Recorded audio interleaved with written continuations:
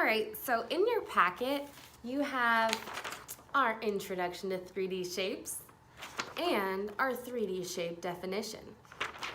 Let's go through them real quick. A cube. Cubes have 8 corners, 12 edges, and 6 equal square faces. Now a cube looks something like this. What else do we have?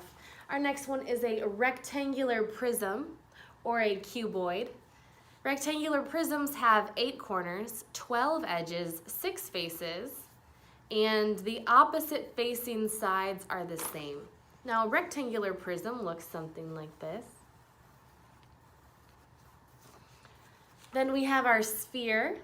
Our sphere is one continuous curved face. A sphere can roll in any direction, and of course that would look like a ball.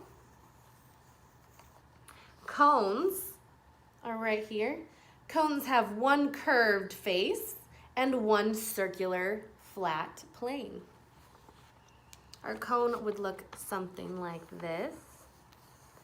Our next one is a cylinder. Our next shape is a cylinder. Cylinders have 2 equal circles, top and bottom, and one curved face that is rectangular when it's opened up flat.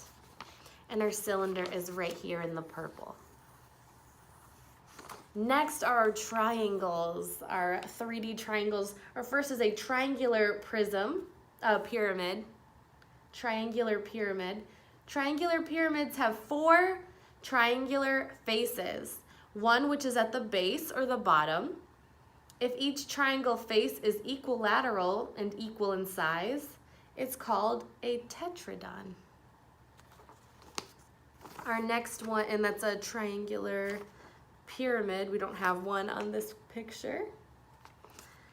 Then we have a square-based pyramid. A square-based pyramid has 1 square bottom, 1 square base, and 4 triangular faces.